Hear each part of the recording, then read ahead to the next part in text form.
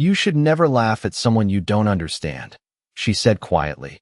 But no one was listening when the cake hit her face, frosting bursting across Ava Coleman's cheek under the soft gold chandelier light as the ballroom echoed with laughter, sharp and careless, the kind that comes easy when you think you're untouchable. And at the center of it stood Ethan Whitmore, 17, tuxedo slightly wrinkled from entitlement, grinning like he had just pulled off the greatest joke of the night, while his parents, Richard and Victoria Whitmore, stood nearby with amused smiles that didn't even try to hide their approval, because in their world, moments like this were harmless, forgettable, just another display of power wrapped in humor. And Ava didn't move, not at first, not when the cold frosting slid slowly down her skin, tracing the line of her jaw and dropping onto the polished marble floor beneath her heels, not when a few guests turned their heads and then quickly looked away, pretending not to notice, pretending this was normal, because silence in rooms like this was a currency, and no one wanted to spend it on the wrong person. The live band kept playing, a smooth jazz tune that suddenly felt out of place, too light for the weight hanging in the air, and somewhere near the back, a waiter froze mid-step, a silver tray trembling just slightly in his hand as he watched, unsure whether to intervene or disappear. Ava's reflection caught in the mirrored column beside her. A woman in a tailored black suit now marked by a careless act, but her posture didn't change, her shoulders stayed level, her breathing steady, as if the moment had been expected, or at least not surprising, and Ethan wiped his hands with a napkin, still laughing, glancing around for validation that came easily, too easily, because the room followed his lead, because his last name carried weight, because his father's company logo was projected in towering gold letters across the back wall. Whitmore Holdings, celebrating a night that was supposed to mark the final step before a $700 million deal closed. The kind of deal that reshaped industries, the kind of deal that made headlines, and yet, in that exact moment, none of it seemed to matter to them as much as the laugh they had just shared at someone else's expense. "Relax, it's just a joke," Ethan said, his voice casual, dismissive, like the words themselves could erase what had just happened.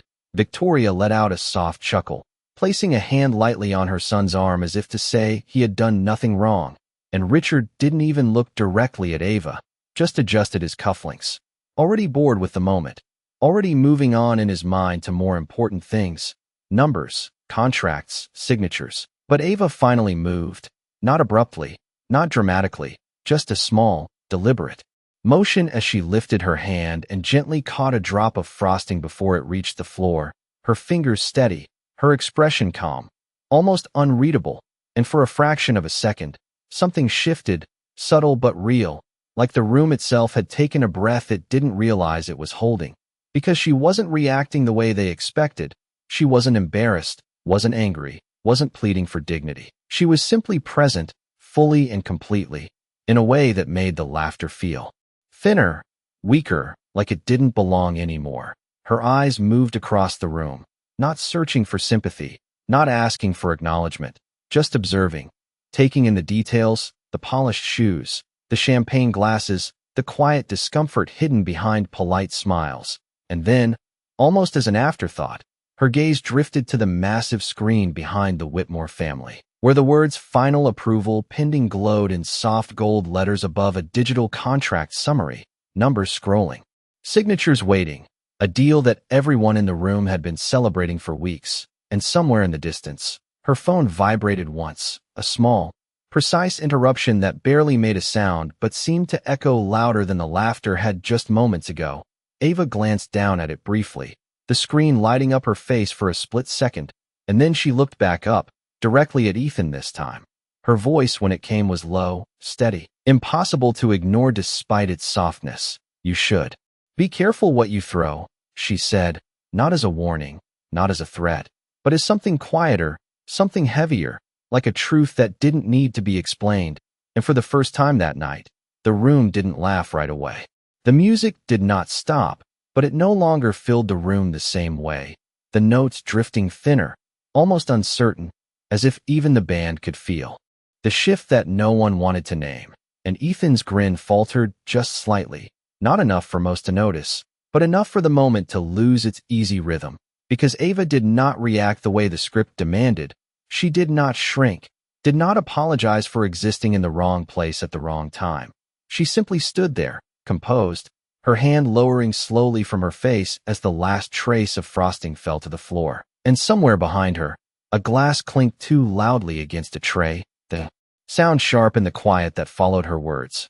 Richard Whitmore finally turned his head, just enough to acknowledge her presence, his eyes scanning her quickly, calculating, dismissing, and then returning to the larger picture in his mind. The deal, the investors, the press waiting outside for statements that would shape tomorrow's headlines. "We appreciate you joining us tonight," he said, his tone smooth but distant. The kind of politeness that creates distance instead of closing it. "But I think the evening has gotten a bit informal," and a few nearby guests nodded as if that explained everything. As if that rewrote what had just happened into something acceptable, something forgettable.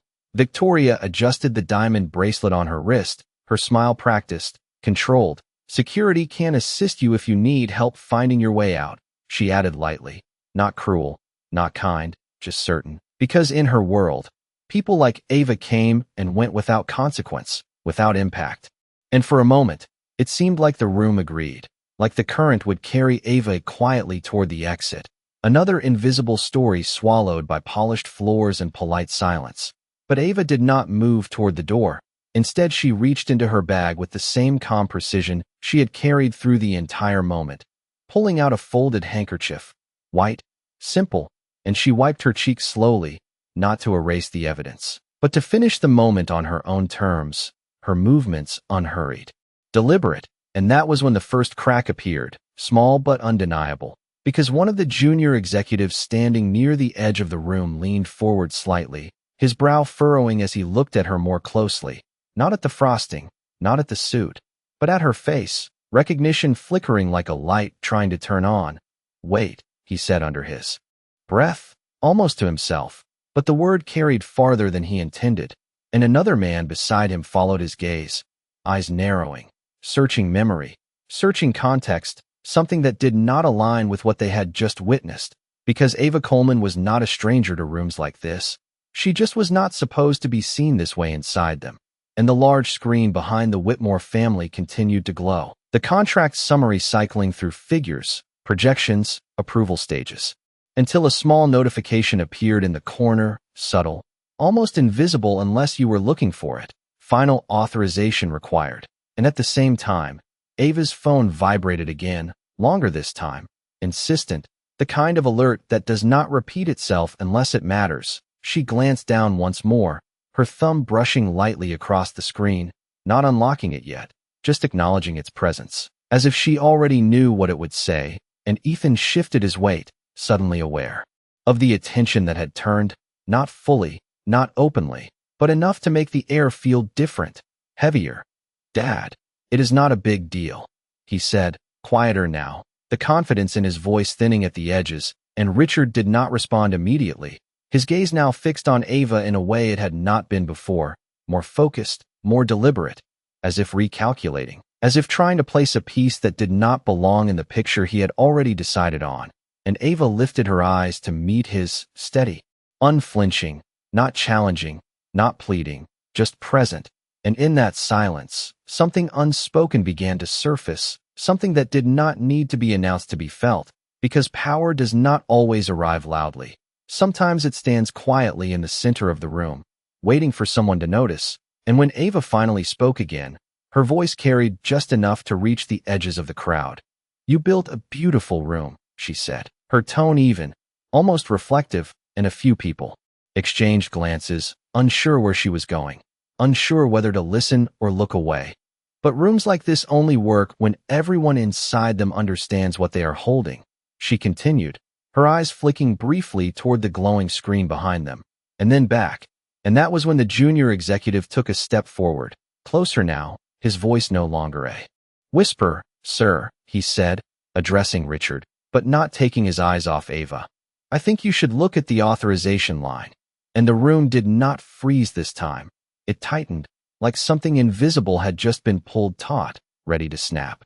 The air did not break all at once. It tightened first, like a thread pulled slowly through fabric, every pair of eyes shifting toward the glowing screen behind Richard Whitmore as the junior executive's words settled into something heavier than a suggestion, and Richard turned fully now, his polished confidence pausing just long enough to reveal calculation beneath it, his gaze scanning the contract display where lines of text and numbers scrolled with quiet authority, projections, clauses, signatures waiting in digital stillness. And then his eyes stopped, not dramatically, not with shock, but with a subtle stillness that only those closest to him could detect, because at the very bottom of the screen, beneath the final approval line, a name sat there with quiet certainty, Ava Coleman, and it did not flash, it did not demand attention, it simply existed, undeniable, and for a moment Richard said nothing, which in a room like this said everything. Victoria's smile faded just slightly as she followed his gaze, her fingers tightening around her bracelet, the small sound of metal shifting against stone suddenly loud in her own ears. "What is that supposed to mean?" she asked, her voice still controlled but no longer effortless. And the executive stepped closer, careful now, respectful in a way he had not been seconds ago. "It means she is the final authorization," he said, his tone measured, professional, as if stating something that should have been obvious all along. And Ethan laughed again, but this time it came out shorter, thinner. "That does not make any sense," he said quickly, looking between his parents and Ava, trying to pull the moment back into something he understood, something he could control, but the room was no longer following him. The current had shifted, and Ava stood exactly where she had been, her posture unchanged, her expression calm, her phone now resting lightly in her hand, the screen still lit, casting a soft glow against her fingers, and she took a single step forward, not toward the exit, not toward confrontation, just forward enough to enter the center of the space that had been so carefully built without her in mind, her heels making a quiet sound against the marble, precise, steady, and every small movement seemed amplified now, every breath, every glance, every second stretching just a little longer than it should. "You asked security to show me out," she said, her voice even, not sharp, not raised, but clear enough to carry across the room, and no one interrupted her this time. "But I think there has been a misunderstanding," she continued, her eyes moving briefly to the screen and then back to Richard, and something in her tone made it impossible to dismiss her as an afterthought, as a mistake, as anything less than exactly what she was, and Richard stepped closer to the screen, as if proximity might change what he was seeing, as if the name might rearrange itself into something more convenient. But it did not. It remained, steady, unbothered by his presence, and he exhaled slowly, a breath that seemed to carry the weight of numbers, expectations, months of negotiation. "You are Ava Coleman," he said, not a question, not quite a statement, something in between, and Ava inclined her head slightly, acknowledging without performing, without needing to prove anything further, and the silence that followed was no longer uncertain. It was aware, fully aware of what had just shifted. Victoria's gaze moved quickly between them, recalculating, reassembling the narrative she had built in her mind, and Ethan's confidence slipped in small, visible cracks. His shoulders no longer as relaxed, his stance no longer as certain, because the room had stopped reflecting him. It had found a new center, and Ava glanced down at her phone once more, her thumb finally unlocking the screen, revealing the message that had been waiting, final approval required, the same words that glowed behind them, and she held it there for a second, not to display it, not to prove anything, but as if aligning two realities that had just collided, and then she looked back up, her voice softer now, but somehow heavier. $700 million, she said, almost as if she were reminding herself, not them, is a number that requires trust, and a few heads in the room lowered slightly, the weight of that word settling into places it had not been invited before, not just in contracts, she added, her gaze steady on Richard, but in people. And no one laughed, no one moved. The band had stopped without anyone noticing, the last note fading into a silence that felt deliberate, and Richard straightened, his posture returning, but not the same, not untouched, something in it now more cautious, more aware. "If there has been a mistake tonight," he began, his voice shifting into something closer to diplomacy, to repair, but Ava lifted her hand just slightly, not to interrupt, but to pause the moment, and he stopped, because for the first time, The timing was not his to control, and Ava's eyes moved briefly to Ethan, not with anger, not with accusation, but with something quieter, something closer to disappointment, and then back to Richard, and the room waited, not for a reaction, but for a decision, because somewhere between the laughter and the silence, the power in the room had changed hands, and everyone could feel it. Richard Whitmore did not speak right away, and that silence stretched longer than anything that had come before it, heavier than the laughter, sharper than the embarrassment, because now it carried consequence, real and measurable, the kind that did not disappear when the music started again or when the guests pretended not to notice, and he adjusted his stance slightly, not out of habit this time, but out of awareness, as if the floor beneath him had shifted just enough to make him reconsider. His footing, Ms. Coleman, he said finally, choosing the name carefully, the tone deliberate. If there has been any misunderstanding this evening, I am certain we can address it appropriately. And the word appropriately lingered, shaped to suggest control, to suggest resolution. But Ava did not respond immediately. She let the moment sit, let his words exist without rushing to meet them, her eyes steady, her posture unchanged, and that pause alone unsettled more people in the room than any raised voice could have, because it was not resistance, it was control, quiet, precise control, and Victoria stepped forward slightly, her smile returning, softer now, more measured. It was a light-hearted moment, she added, her voice smooth, practiced. Our son can be playful, and Ethan shifted again, the word playful landing differently now, no longer harmless, no longer easy, and Ava glanced at him once more. Not long, not accusing, just enough to acknowledge him as part of the equation, part of the environment that had shaped the moment. And then she looked back at Richard. Playful is something you correct, she said calmly, her voice carrying just enough weight to settle into the room. Not something you protect. And a few people lowered their eyes, not because they were told to, but because the truth of it did not leave much space to stand comfortably. And Richard inhaled slowly, his jaw tightening just enough to be noticed. We value respect, he replied, the words polished, rehearsed by years of negotiation and leadership, but they sounded different now, thinner, as if they had lost something in translation between intention and action, and Ava's gaze flicked briefly to the screen again, the contract still waiting, unchanged, patient, and then back to him. Respect is not something you announce, she said, her tone still even. It is something people feel before you say a word. And the room did not move, did not breathe the same way, because now the conversation was no longer about a single moment. It was about everything underneath it, everything that had been assumed, overlooked, dismissed, and Ethan's confidence continued to slip in quiet increments, his earlier laughter now distant, replaced by something closer to uncertainty. And he looked at his parents, searching for direction, for reassurance, but neither of them offered it. Not this time. Because the situation no longer belonged entirely to them, and Ava lowered her phone slightly, the screen still glowing, faintly in her hand, the notification waiting, unchanged, and she took one more small step forward, closing the distance just enough to make the interaction undeniable. This agreement, she said, her voice softer now, but somehow more final, was built on alignment, on shared standards, on trust that both sides understand what they are representing.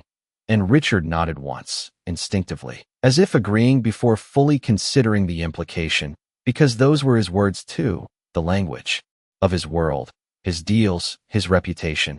And tonight, Ava continued, her eyes steady on his. You showed me something that does not align, and the sentence did not rise, did not sharpen. It simply settled, firm and clear, and Victoria's composure shifted again, the edge of urgency appearing beneath her calm. Surely one moment does not define an entire partnership, she said, stepping in now. Her voice still controlled, but carrying a note of insistence, and Ava turned her head slightly toward her, acknowledging the question without dismissing it. One moment reveals what people believe they can do without consequence, she replied. And that word, consequence, did not sound like a threat. It sounded like a fact, like gravity, like something that existed whether or not anyone chose to acknowledge it. And Richard's gaze moved once more to the screen, to the name at the bottom, to the final line that had not yet been completed, and for the first time that evening, The scale of what stood in front of him was fully visible.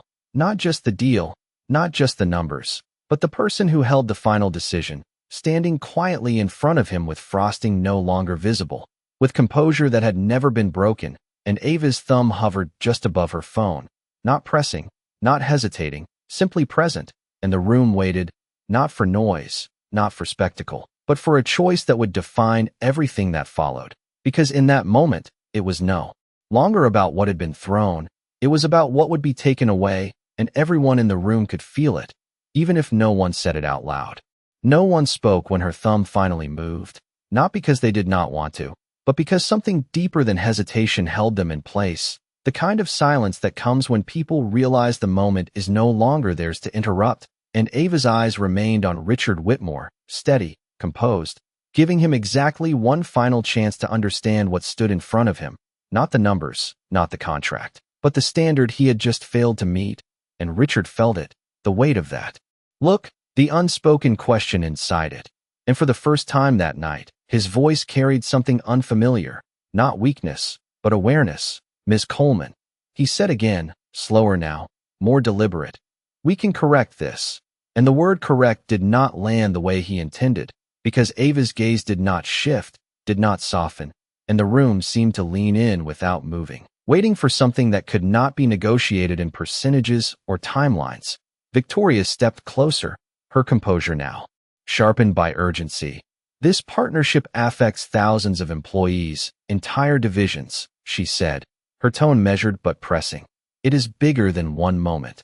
And Ava listened, not dismissing her, not interrupting, simply letting the words exist, and then she nodded once, acknowledging the truth inside them. Because she understood scale, she understood impact. She had built companies that carried weight far beyond a single room, and that was exactly why her next words came without hesitation. That is exactly why this moment matters, she said, her voice calm, almost quiet, but it settled into every corner of the ballroom with a clarity that no one could ignore. Because if this is how you treat someone when you think they cannot affect you, then this is how you will treat people when they actually cannot. And a few heads turned away, not out of disrespect, but because the statement reached places they were not prepared to examine, and Ethan swallowed, his earlier confidence now completely gone, replaced by something closer to realization, his eyes flicking between Ava and his father, as if searching for a version of the night that could still be undone, but there was none, not anymore, and Richard exhaled slowly, the breath controlled, measured, but it carried the quiet acknowledgement of a line that had already been crossed, and Ava lowered her gaze briefly to her phone, the screen still lit, the final approval waiting, unchanged, patient, and she did not rush, she did not dramatize the moment. She simply tapped once, a small, precise motion that made no sound at all, and yet every person in the room felt it, because almost instantly, the screen behind them shifted, the golden glow flickering as the contract status changed, not loudly, not dramatically, but definitively. Authorization declined, and the words did not flash, they did not announce themselves. They simply replaced what had been there before, quiet and absolute. And the room did not react right away, not with noise, not with movement, but with a stillness that was heavier than anything that had come before. Because now the consequence was real, measurable, irreversible in that moment. And Richard's eyes remained fixed on the screen, not blinking, not moving, as if trying to process how quickly certainty could dissolve, how easily control could shift, and Victoria's hand tightened around her bracelet again, the small sound of metal now sharper, more fragile, and Ethan looked at the screen, then at Ava, then back again, as if trying to understand how a single action could ripple outward into something this large, something this final. And Ava lifted her eyes once more, meeting Richard's gaze, not with triumph, not with satisfaction, but with the same calm she had carried from the beginning. This was not a loss you could not afford, she said, her tone steady. It was a standard you chose not to meet. And the words did not accuse, they clarified. They placed the outcome exactly where it belonged. And Richard's posture shifted slightly, not collapsing, not breaking, but adjusting to a reality that no longer aligned with expectation, and for a moment, it seemed like he might respond, might argue, might attempt to rebuild what had just been undone, but he did not, because somewhere beneath the calculation, beneath the instinct to negotiate, he understood that this was not a number he could renegotiate. This was a decision already made, and Ava took a small step back, not retreating, simply creating space where there had been tension, and the room seemed to exhale without. Realizing it had been holding its breath, and she turned slightly, her attention no longer fixed on the Whitmore family, but on the exit she had been offered earlier, now entirely by her own choice. Her heels moving softly against the marble floor, each step measured, unhurried, and no one stopped her, no one spoke, because there was nothing left to say that could change what had already been set in motion. And as she reached the edge of the room, she paused just briefly, not turning fully, just enough to let her final words settle where they needed to. "Respect does not cost $700 million, she said quietly, but it can save it." And then she continued walking, the doors opening ahead of her, the night outside calm, steady, untouched by what had just unfolded inside, and behind her, the room remained exactly where she left it, silent, still, and no longer the same. The doors closed behind Ava with a soft, almost unnoticeable sound, but inside the ballroom it echoed louder than any applause ever could, because what she left behind was not just silence. It was a vacuum where certainty used to live, and for several long seconds no one moved, no one spoke, as if the entire room had been paused mid-thought, mid-breath, trying to catch up with a reality that had shifted too quickly to process. And Richard Whitmore remained standing in front of the glowing screen, his eyes fixed on the words that had replaced everything he had spent months building. Authorization declined, the letters steady, unchanging, offering no room for interpretation, no space for negotiation, and he blinked once, slowly, as if expecting the display to correct itself, to revert, to reveal some hidden clause that would restore control. But it did not. It stayed exactly as it was, quiet and absolute, and Victoria stepped closer to him, her voice lower now, stripped of the polish she had carried earlier. "Call her," she said under her breath, not loud enough for the room, but urgent enough for him. "This can still be fixed." And Richard did not respond immediately, his mind already moving through possibilities, contingencies, damage control, but beneath all of that was something he could not calculate, something that did not fit into projections or forecasts. And that was the clarity of what had just happened, because Ava had not reacted emotionally. She had not escalated. She had not demanded anything. She had simply observed, decided, and acted, and that made it harder, not easier, to undo. And across the room, the junior executives who had recognized her earlier stood in quiet disbelief, their earlier uncertainty now replaced with a sharp awareness of how close they had come to missing something critical, not just a person, but a decision that would ripple through every department, every projection, every expectation tied to that deal. And one of them reached for his phone instinctively, not to call, but to check, to confirm what the screen had already made clear, as if seeing it in another place might make it feel more real. And Ethan stood frozen where he was, the weight of the moment settling into him in a way he had never experienced before, because for the first time, something he had done did not disappear with a laugh or a shrug. It stayed, it expanded, it became something larger than him. And he looked at his father, searching for a reaction, for reassurance, for anything that would restore the sense of control he had always known. But Richard did not look back at him, not yet, his focus still locked on the screen, on the consequences unfolding in quiet, undeniable ways, and the band members stood uncertain at the edge of the stage, their instruments lowered, waiting for a signal that did not come, because the rhythm of the room had been broken in a way music could not fix, and slowly, almost reluctantly, murmurs began to form, low voices weaving through the space, not loud enough to be called conversation, but enough to signal that the moment could no longer be contained in silence alone.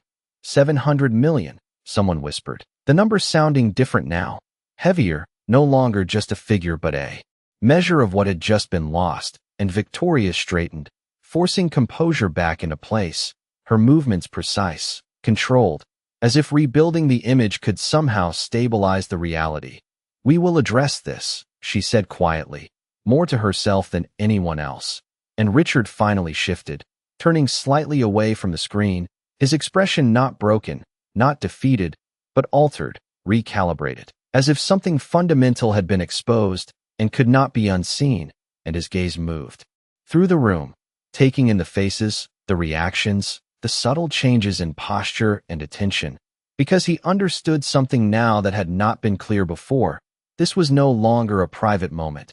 It was a visible one, a story already forming in the minds of everyone present, and stories like this did not stay contained. They traveled, they expanded, they became narratives that shaped perception far beyond a single evening. And he exhaled slowly, a breath that carried both recognition and restraint. And then, finally, his eyes shifted toward Ethan, not sharply, not angrily, but with a weight that had not been there before, a weight of consequence, of accountability, of something that could not be undone with a simple correction. And Ethan lowered his gaze slightly, feeling that weight without needing it to be spoken. And for a moment, nothing else mattered, not the guests, not the deal, not the projections, just the realization that actions did not exist in isolation, that they carried forward, that they shaped outcomes in ways that could not always be reversed. And near the entrance, one of the staff members who had watched everything unfold earlier stood still, her tray now steady, her eyes following the closed doors where Ava had exited. And there was something in her expression that had not been there before, not fear, not discomfort, but recognition, quiet and undeniable.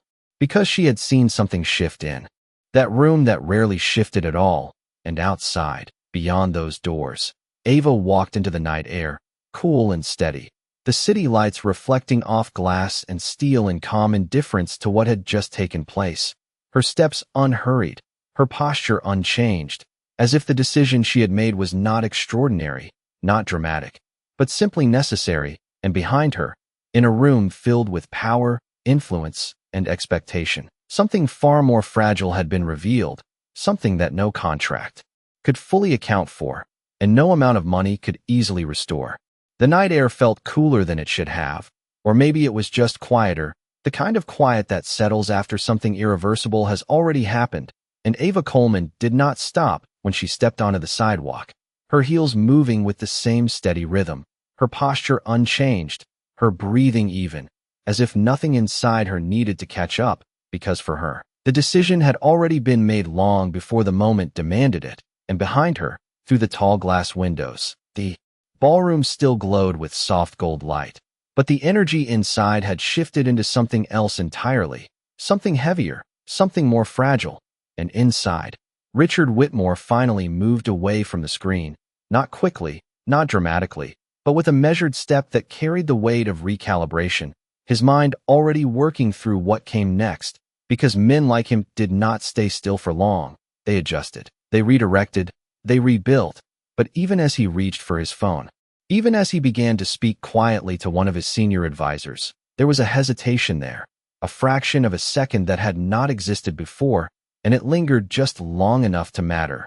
"Get me her contact," he said, his voice low but firm, and the advisor nodded immediately, already dialing, already moving, because in rooms like this, action followed power, and power had just revealed a new center. And across the room, Victoria Whitmore stood near the edge of the space, her composure restored on the surface, but her eyes sharper now, more alert, scanning reactions, measuring impact, understanding that what had just happened would not stay contained within these walls, that by morning, it would have shape, narrative, interpretation. And she turned slightly toward Ethan, her voice controlled but no longer soft.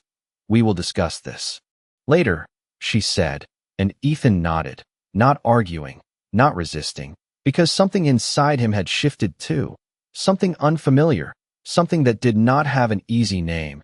And the junior executives gathered near the side of the room spoke in low tones, their earlier uncertainty replaced with analysis, with hindsight, with the quiet realization of how close they had been to overlooking someone who carried more authority than anyone had acknowledged. And one of them glanced again at the screen, at the words that had not changed.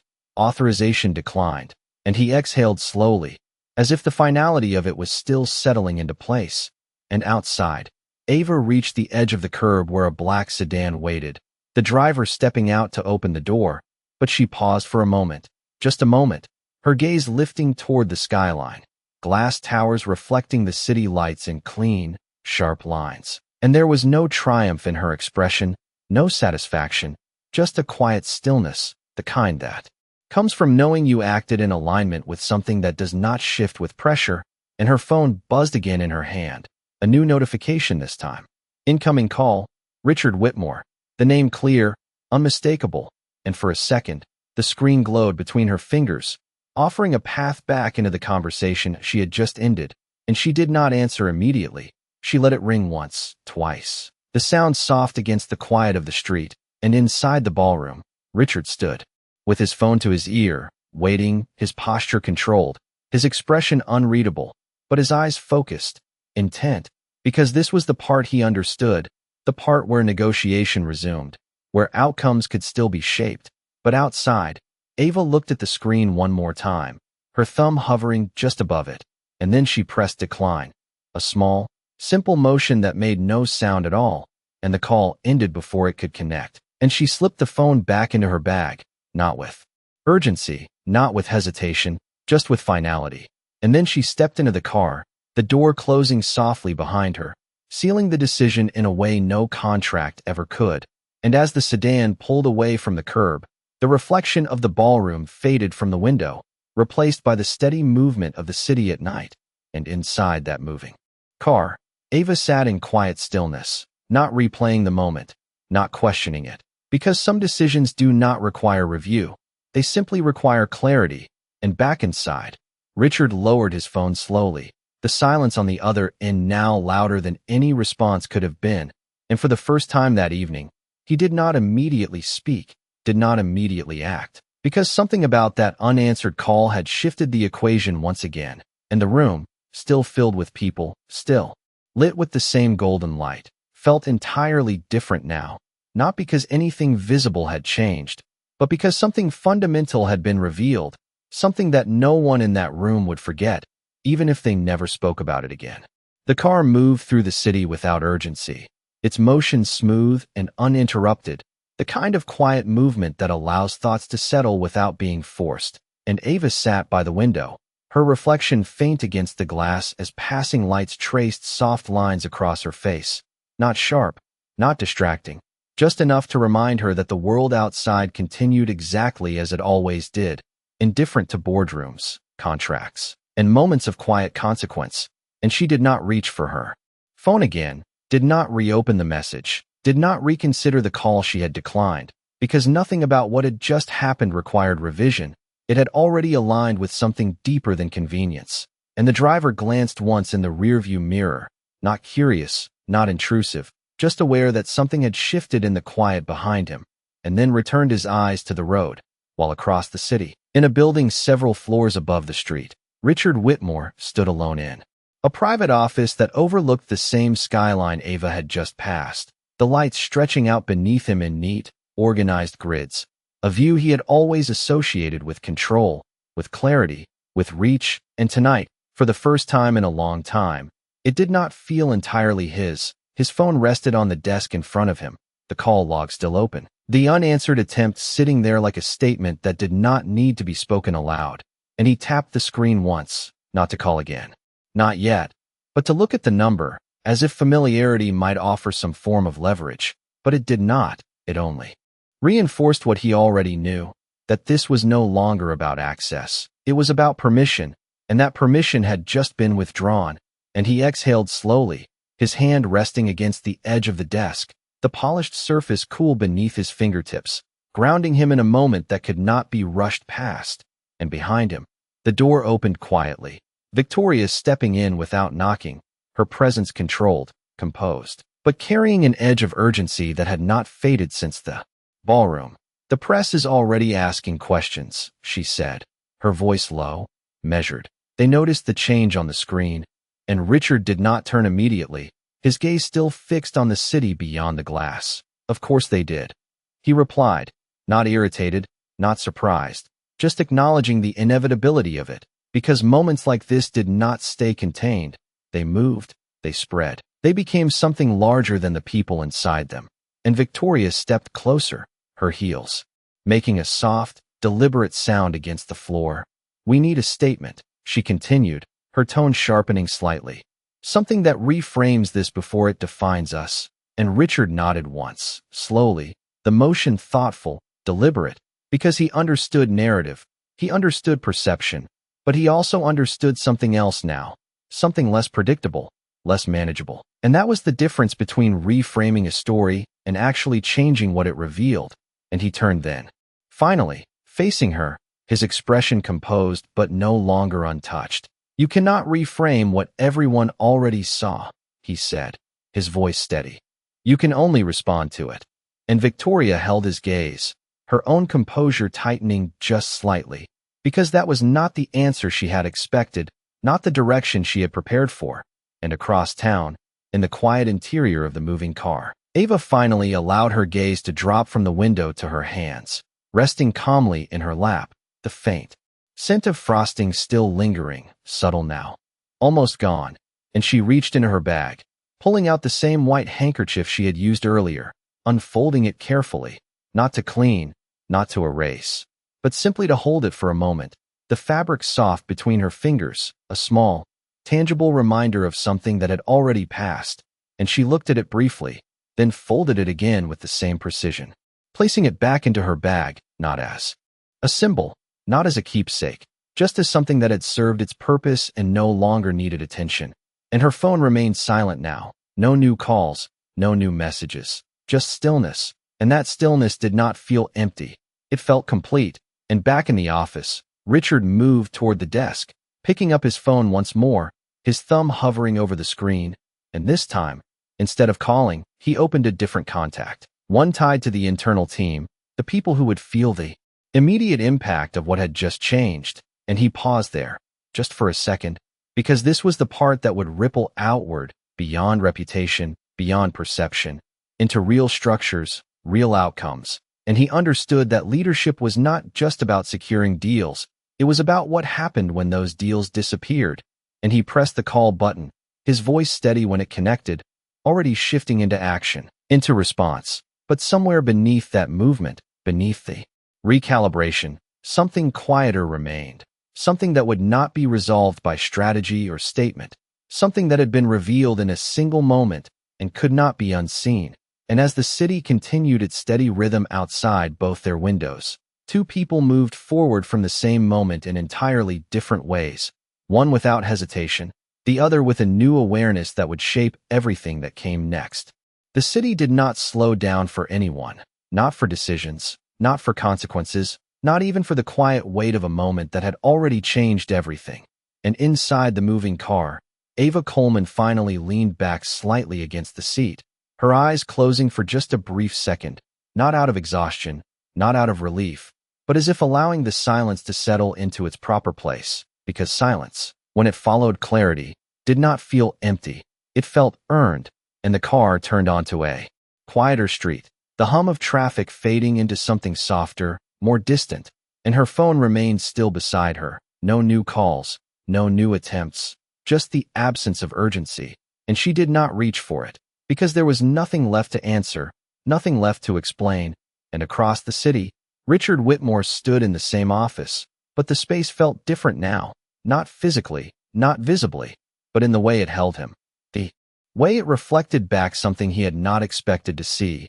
And his conversation with the internal team had already begun to ripple outward, adjustments being made, projections shifting, conversations starting in rooms he could not immediately control. And he listened more than he spoke, his voice measured when he did respond, because he understood that authority was not just about direction, it was about presence, about what remained steady when everything else moved. And yet, beneath that steadiness, something else remained, something quieter, something that did not resolve itself through action alone. And when the call ended, he did not immediately start another. He let the room return to silence, his gaze moving once more to the city beyond the glass. And for the first time, the view did not feel like confirmation. It felt like perspective, and behind him, Victoria stood near the desk, her arms folded loosely, her expression thoughtful now, no longer urgent, no longer reactive. Because even she understood that some moments did not need to be managed immediately. They needed to be understood. You could have stopped it, she said after a while, her voice calm but direct, and Richard did not turn right away. He let the words exist, let them settle into the space between them.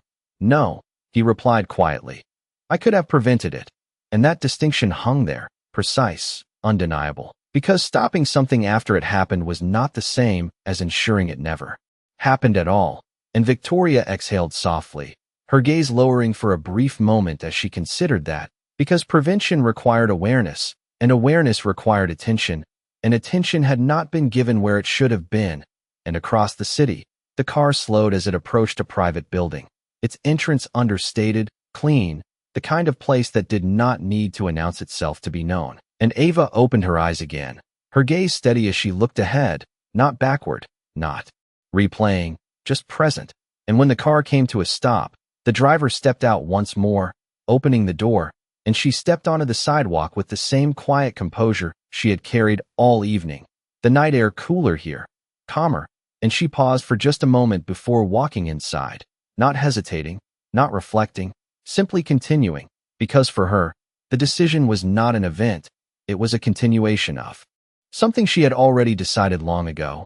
And inside the building, the lobby was quiet, softly lit, the kind of space that absorbed sound instead of reflecting it. And the receptionist looked up briefly, offering a small nod of recognition, not surprise, not curiosity, just acknowledgement, and Ava returned it with the same quiet ease, moving toward the elevator, her reflection appearing once more in the polished metal doors. No trace of the earlier moment visible now, no evidence except what remained in memory. And as the elevator doors closed and began to rise, the city disappeared from view, replaced by a contained, vertical stillness, and she stood alone inside it, her hands resting lightly at her sides, her breathing even, and there was no rush in her movements, no urgency in her thoughts, because when clarity guided action, there was nothing left to chase. And back in the office, Richard finally turned away from the window, moving slowly toward his desk, his phone still in his hand, and he looked at it again, not at the call log this time, but at the absence of a message, the absence of any attempt to reopen the conversation, and that absence spoke louder than anything else could have, because it confirmed what he was only beginning to understand, that this was not a negotiation he had lost, it was a standard he had failed, and that kind of loss did not come with immediate solutions. It came with reflection, with adjustment, with the kind of awareness that could not be rushed or forced. And he placed the phone down carefully, the motion deliberate, as if acknowledging that what needed to be done next would not begin with another call, but with something quieter, something more difficult. And in two different places across the same city, two people stood in the aftermath of the same moment, one moving forward without hesitation, the other beginning to understand what it would take to do the same. The elevator doors opened without a sound, revealing a quiet floor washed in soft, indirect light, the kind that did not demand attention but made everything feel intentional. And Ava stepped out with the same measured pace, her heels barely echoing against the polished floor as she moved toward her office, a space defined not by excess but by clarity, glass walls, clean lines, a desk positioned where the city could still be seen but not dominate. And she did not pause at the entrance, did not hesitate as she crossed the threshold, because this was a place where her decisions belonged, where they made sense without explanation. And she set her bag down gently on the desk, her phone resting beside it, the screen dark now, quiet. And for a moment, she stood there without moving, her gaze drifting toward the window, the skyline stretching out beneath her, steady, unchanged, as if reminding her that scale did not always come with noise. And across the city, Richard Whitmore remained in his office, but the stillness there had begun to shift, not outwardly, not in a way anyone passing by would notice, but internally, in the way his thoughts were no longer moving in straight lines, no longer following the familiar patterns of control and correction. And he picked up his phone again, not to call Ava, not this time, but to scroll through the internal communications that had already begun, to update messages from department heads, from legal teams, from analysts recalculating projections, each one a quiet confirmation that the decision had already moved beyond the room where it was made. And he read them carefully, not rushing, not skimming, because this was where the real impact lived, not in the headline number, but in the details that followed, and behind him. Victoria had taken a seat near the edge of the desk, her posture composed, her expression thoughtful, watching him. Not with urgency now, but with a kind of measured awareness, as if she too understood that what had happened required more than reaction. It required recognition, and after a long moment, she spoke again, her voice softer than before. "What are you going to do?" she asked, not demanding, not directing, just asking, and Richard set the phone down slowly, his fingers resting against the edge of the desk as he considered the question, because for the first time in a long time, the answer was not immediate, not obvious, and he turned slightly, his gaze meeting hers.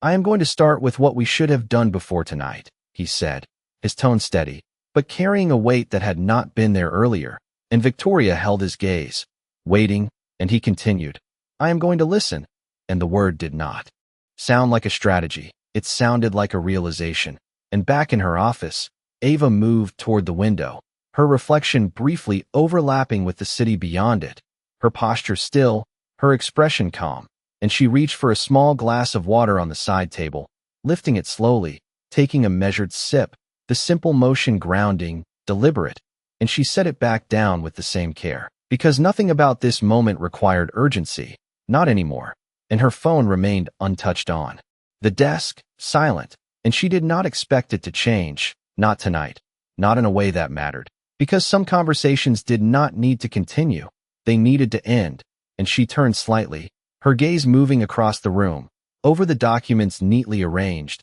the screens displaying steady data, the quiet order of a space built on clarity and intention, and she reached for a tablet on the desk, tapping it once, bringing up a new set of files, new opportunities, new paths that had already begun to form, because when one direction closed, others did not wait. They simply became visible, and she began to review them, her focus precise, her movements unhurried, as if the earlier moment had already been absorbed into something larger, something ongoing. And across the city, Richard stepped away from his desk, moving toward the window, the same view now holding a different meaning, and he stood there for a moment, his reflection faint against the glass, his posture still, and he spoke again, not to Victoria this time, not to anyone else, but quietly, almost to himself.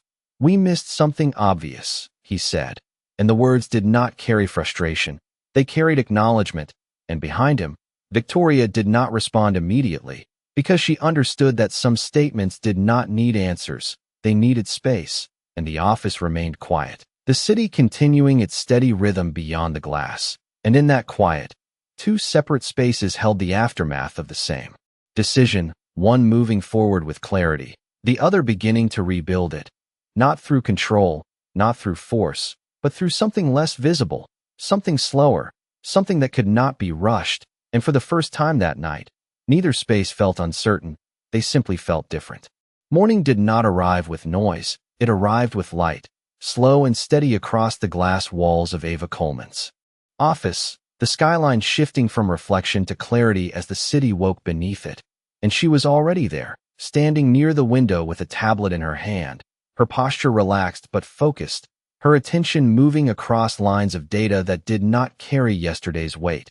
Because for her, yesterday had already been placed where it belonged, behind her, not forgotten, but finished, and the quiet hum of the building settling into the start of the day surrounded her, subtle sounds of movement, distant conversations, the rhythm of work beginning again, and she moved back toward her desk, setting the tablet down with a precise motion, her fingers pausing briefly on the surface as if marking the transition from reflection to action, and across the city, Richard Whitmore sat at his desk with the morning light stretching across the polished wood, his phone face down beside him, untouched for longer than usual, because for the first time in years, he had not started his day with calls, with directives, with immediate correction. He had started it with silence, and that silence had not felt like delay. It had felt like necessity, and the reports in front of him were clear, direct, outlining the immediate impact of the canceled deal, numbers adjusted, projections rewritten, but what held his attention was not the loss itself, it was the pattern beneath it, the way a single moment had revealed something structural, something that could not be corrected with a single decision. And he leaned back slightly in his chair, his gaze moving from the reports to the window, the city now fully awake, active, moving, and behind him, the office door opened quietly, and Ethan stepped in, not with the careless confidence of the night before, but with a hesitation that was new, unfamiliar, and he stopped just inside the doorway, as if unsure whether to move further, unsure of the space he now occupied. And Richard turned his head slightly, acknowledging him without speaking, giving him the space to step forward on his own. And Ethan did, slowly, his hands at his sides, his posture uncertain. And for a moment, neither of them spoke, the silence between them different from the one in the ballroom, not tense, not heavy, but honest. And Ethan looked down briefly, then back up, his voice quieter than it had ever been. "I did not think it mattered," he said, the words simple, direct, and Richard watched him, not interrupting, not correcting, just listening. And Ethan continued, "I thought it was just a moment." And Richard nodded once, slowly, because that was exactly what it had been, and exactly what it had not been. "It was a moment," he replied, his tone steady, "but it showed something that does matter." And Ethan's gaze lowered again, not out of shame alone, but out of understanding, the kind that does not come from being told, but from seeing the outcome unfold in real time. And he stood there for a second longer before asking, "What do I do now?" And the question did not sound like a request for instruction. It sounded like a search for direction, and Richard did not answer immediately, because this was not a question that could be solved quickly, not if it was going to mean anything. And he leaned forward slightly, resting his hands on the desk, his eyes steady on Ethan. "You start by understanding that respect is not optional," he said, his voice calm, measured, "and it is not situational." And Ethan nodded faintly, absorbing the words, and Richard continued, "And then you learn how to show it when it is easiest not to." And the room fell quiet again. But this time the silence felt constructive, not empty. And across the city, Ava sat at her desk, reviewing a proposal that had arrived early that morning. A new partnership, different, smaller in scale, but aligned in ways that mattered more. And she read through it carefully, her focus precise, her attention moving through each detail without distraction, because for her, decisions were not about size, they were about alignment. And she made a small note on the screen, a simple adjustment, a clarification, and then she paused, her gaze lifting briefly toward the window again. The city fully visible now, no longer softened by night. And there was no trace of hesitation in her expression, no second thoughts, no reconsideration, just clarity, the kind that did not need reinforcement. And she reached for her phone, not to revisit yesterday, but to move forward, to confirm a meeting, to continue building something that reflected the standard she had already chosen. And back in the office across town, Richard watched Ethan for a moment longer, then nodded slightly, signaling that the conversation was not over, but it had begun. And Ethan turned to leave, his steps slower, more deliberate. And as the door closed behind him, Richard looked back at the reports on his desk, then at the city beyond the window. And for the first time, the path forward did not begin with control, it began with awareness. And that awareness, though quieter, carried more weight than anything he had relied on before. The day continued without spectacle, without any visible sign that something significant had already shifted beneath it. And inside Ava Coleman's office, the rhythm of work settled into a steady flow. Quiet conversations through glass walls, the soft tapping of keyboards, the subtle movement of a team that understood direction without needing constant instruction. And Ava remained at her desk, her focus moving from one document to another with measured precision, each decision small on its own, but aligned, intentional, building something that did not rely on chance or reaction. And the proposal she had reviewed earlier now sat open on her screen, her notes clear, concise, not excessive, just enough to shape it into something stronger. And she tapped once to send it back, the action simple, almost unremarkable, but final in its own way. And she leaned back slightly in her chair, her gaze lifting toward the window again. The city no longer a backdrop, but a constant, steady presence. And across town, Richard Whitmore stood in a conference room filled with people who had always looked to him for direction, executives, advisors, analysts, each one waiting, not just for instruction, but for clarity. And he stood at the head of the table, not speaking immediately, allowing the room to settle, allowing the weight of what had already been circulated to fully land. Because every person in that room had read the reports, had seen the numbers, had understood the immediate impact. But what they had not yet heard was how he intended to respond. And when he finally spoke, his voice was steady, controlled, but different, not driven by urgency, not shaped by the need to restore quickly, but by something more deliberate. "We are not replacing that deal," he said, and a few heads lifted slightly, surprise flickering across expressions that had expected a different direction. "Not immediately," he added, clarifying, not retracting, and the room remained quiet, attentive, because this was not the pattern they were used to. And he continued, "We are going to take the time to understand what failed before we decide what comes next." And the words did not sound like delay. They sounded like intention, and Victoria sat near the side of the room, her posture composed, her attention focused on him, and she did not interrupt because she recognized the shift, the difference between managing perception and addressing reality. And one of the senior executives leaned forward slightly, his voice cautious but direct. "With respect, that delay could cost us positioning in the market." And Richard nodded once, acknowledging the point without dismissing it. "It already cost us more than that," he replied, his tone even. "And if we do not understand why, we will repeat it."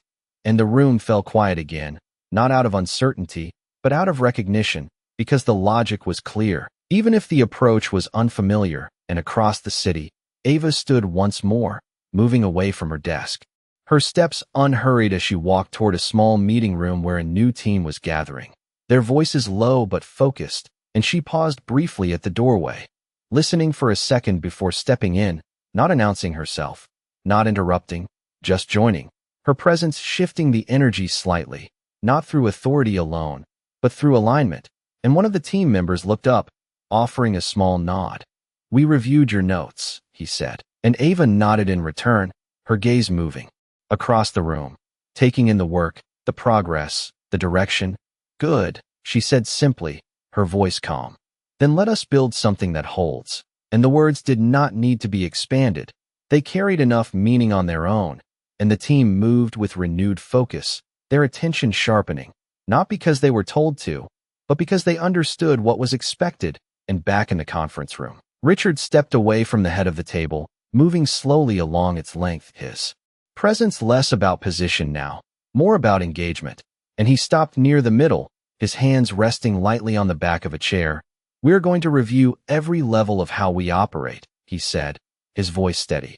"Not just contracts, not just projections, but culture, assumptions, the way we show up when we think no one is watching." And the room remained silent, not resistant, not dismissive, but attentive, because the direction was clear, even if it required more than they were used to giving.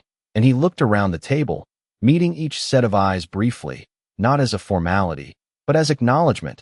And for the first time, the conversation was not about recovering what had been lost.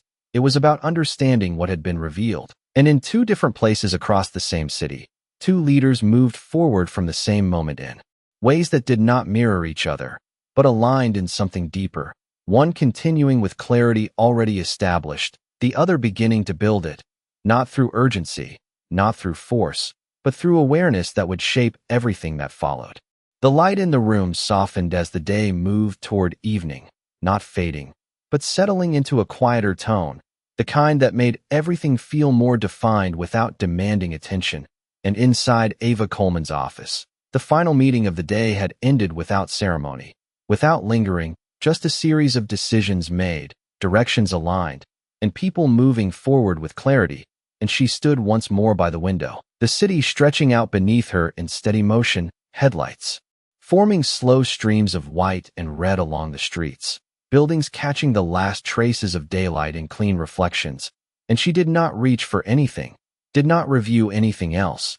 She simply stood there for a moment, still, grounded, present, because the work had been done, not just today, but in the way she had chosen to show up when it mattered. And across the city, Richard Whitmore remained in the conference room long after most of the others had left, the chairs now empty, the screens dimmed, the space quieter than it had been at any point earlier in the day. And he stood at the same table, his hands resting lightly against its surface, not in tension, not in urgency, but in thought. And the reports were still there. The plans, the outlines of what would come next. But he was no longer looking at them. He was looking at the reflection in the darkened screen, his own outline faint against the glass. And for the first time in a long time, that reflection did not feel like confirmation. It felt like a question, and he exhaled slowly, the breath measured, controlled, but carrying something deeper than calculation. And the door behind him opened quietly, not with interruption, but with presence, and Ethan stepped in again, more certain this time, not confident, but intentional, and he walked forward without stopping at the threshold, his posture straighter, his gaze steady, and Richard turned slightly, acknowledging him with a small nod, and for a moment, neither of them spoke, not because there was nothing to say, but because the silence itself held meaning now. And Ethan broke it, his voice calm, not rushed, not defensive. "I understand now," he said, and the words were simple, but they did not need to be more, because understanding was not measured by length, it was measured by change, and Richard studied him for a second, not searching for perfection, not expecting it, just recognizing the shift, and he nodded once. A small, steady motion that did not celebrate, did not exaggerate, but acknowledged, and then he spoke, his voice quieter than before. "Then make sure it shows." And the words did not carry pressure, they carried direction, and Ethan nodded again, this time more certain, and he turned to leave, his steps no longer hesitant. And as the door closed behind him, the room returned to stillness. But it was not the same stillness as before. It was no longer empty. It was shaped by what had been said, by what had been understood, and Richard looked back at the table, then at the screen, then finally toward the window where the city had begun to glow fully under the night, and he moved toward it slowly, his reflection appearing once more against the glass. But this time it did not feel like a question. It felt like a starting point, something that would take time, something that would not resolve overnight, but something that had begun. And across the city, Ava reached for the light near her desk, switching it off with a small, quiet motion, the room dimming slightly as the city lights took over, and she picked up her bag, her movements calm, unhurried, and she walked toward the door, pausing only briefly to glance back at the space, not with attachment, not with reflection, just with awareness. And then she stepped out, the door closing softly behind her, and the office remained exactly as it was, quiet, ordered, complete. And as she moved down the hallway, her footsteps steady, the building around her settling into its evening rhythm, there was no sense of ending, no sense of conclusion, only continuation, the kind that did not need to announce itself to exist. And outside, the night held the city in its steady glow, unchanged, uninterrupted, and somewhere between two separate buildings, two different paths moved forward from the same moment, one built on clarity that had never wavered, the other on awareness that had just begun, and neither needed to prove anything, because what had been revealed no longer required explanation. It simply remained, quiet, undeniable, and enough.